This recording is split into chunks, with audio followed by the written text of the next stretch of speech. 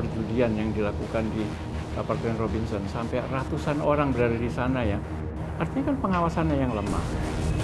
Mereka yang berada di apartemen-apartemen itu ada untuk judi, ada untuk seks. Bisa jadi juga ada yang ikut bermain di situ karena mereka juga kecipratan uang.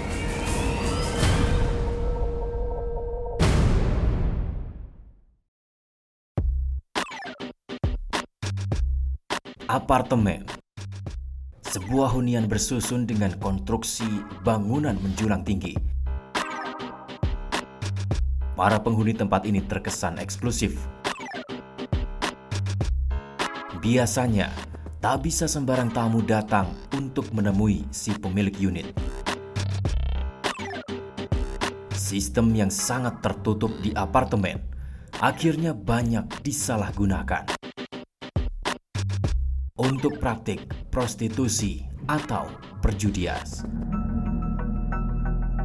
Polisi menggerebek apartemen Robinson yang berlokasi di Jalan Jembatan Dua Raya, Penjaringan, Jakarta Utara.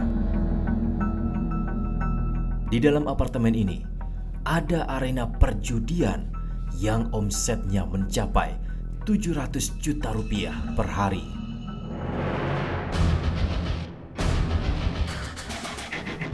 Seperti inilah suasana di dalam apartemen Robinson sebelum polisi menggerebeknya.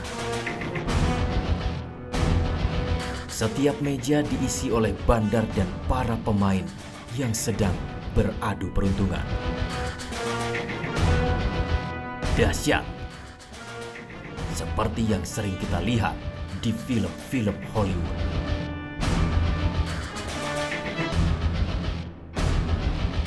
Dalam gambar lain, nampak beberapa meja judi digelar di dalam sebuah ruangan besar. Mereka yang terdiri dari laki-laki dan perempuan, tua dan muda, nampak santai. Beberapa saat kemudian, suasana berubah. Mereka panik dan lari kocar-kacir. Bahkan sampai ada yang tewas karena terjatuh dari lantai 29 apartemen.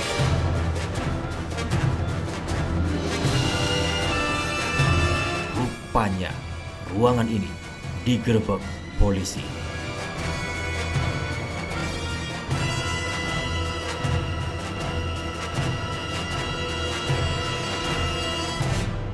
Utamanya pengelolaan rumah susun itu harus dilakukan oleh P3SRS, Perhimpunan Pemilik dan Penghuni Satuan Rumah Susun. Yang P3SRS nanti akan dia bisa membentuk sendiri atau menunjuk pihak ketiga untuk melakukan pengelolaan. Nah, pengawasan itu oleh P3SRS itu. Jadi kalau misalnya ada persoalan sampai katakanlah perjudian yang dilakukan di apartemen Robinson, sampai ratusan orang berada di sana ya, tanpa ada tindakan apa-apa dari P3SRS, artinya kan pengawasannya yang lemah. Artinya kok mereka bisa memperbolehkan suatu kegiatan seperti itu bisa terjadi. Kalau dikatakan mereka kecolongan, menurut pendapat saya mestinya tidak.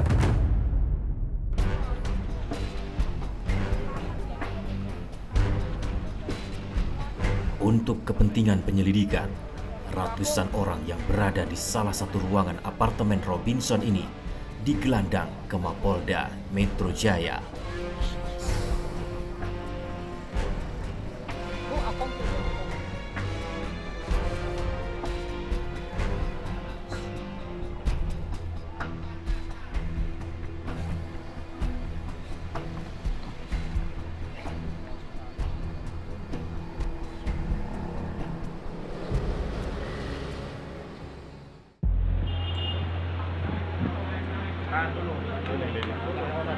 Dari 133 orang yang diamankan, penyidik Polda Metro Jaya akhirnya menetapkan 91 orang tersangka.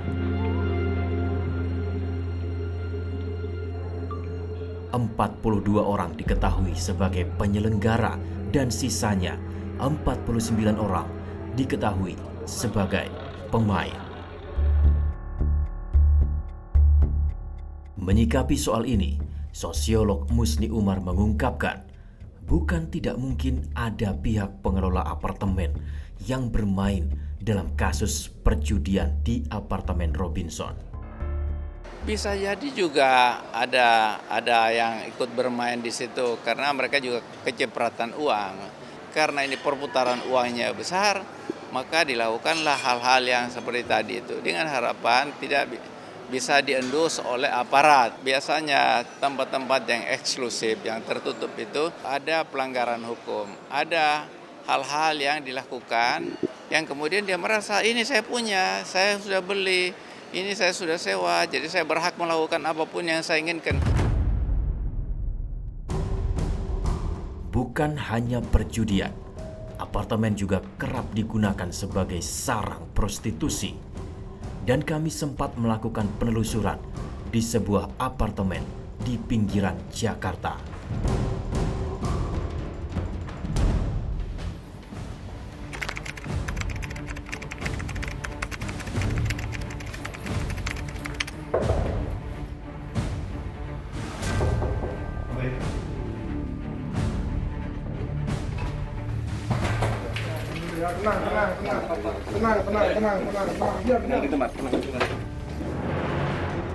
Beginilah suasana saat Direktorat Reserse Kriminal Umum Polda Metro Jaya menggerebek praktik prostitusi di apartemen Kalibata City, Jakarta Selatan setahun lalu. Kalian lagi pada ngapain? Dalam rekaman gambar eksklusif ini, tampak pasangan muda-mudi berada di dalam kamar.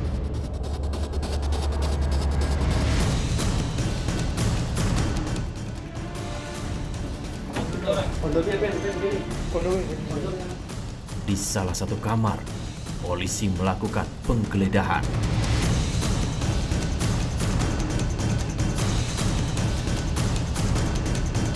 Hasilnya, polisi menemukan serakan tisu dan alat kontrasepsi bekas pakai.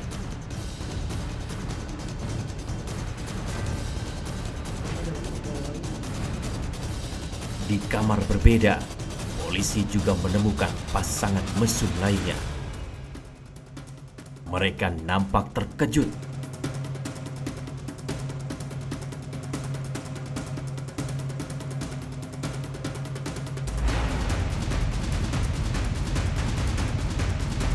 Penggeledahan terus dilakukan. Setiap sudut kamar diperiksa. Dan polisi mendapati dua wanita muda yang diduga akan dijadikan pemuas nafsu pria hidung belang. Di ruangan lain, sepasang pemuda nampak terkejut saat polisi masuk dan melakukan pemeriksaan. Pasangan ini diduga usai berkencan. Kamu umur berapa? Umur berapa? Hah? Lagi ngapain? Berapa? Cepet. Ke depan. KTP-mu. Dari hasil penyidikan polisi, mucikari di apartemen Kalibata City ini bernama Sobari alias Obay. Obay berperan sebagai penghubung antara pekerja seks komersial dengan pria hidung belang. Kemudian ada Ruth Mariane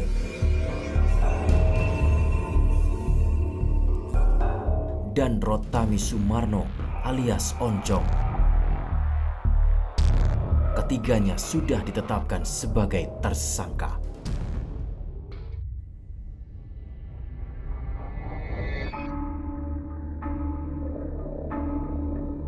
Polisi mengamankan puluhan pekerja seks komersial terkait praktek prostitusi di apartemen Kalibata City.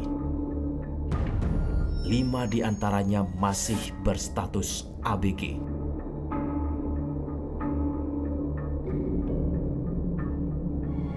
Itu saya diajak sama teman saya. Si R namanya, dia emang habis lebaran 5 hari, saya diajak sama dia ke Kalibata. Pas sudah berapa hari kemudian dia pergi, nggak tahu kemana, ya udah saya di situ terus. Ya ya udah jadi saya kayak gini. Ya soalnya gimana ya, ya saya juga di rumah kan nggak ada pekerjaan, jadinya ya udah saya terusin aja pekerjaan kayak gini lewat aplikasi Bitok. Kita kayak nerima pertemanan dari si tamu, nah dia langsung ngechat.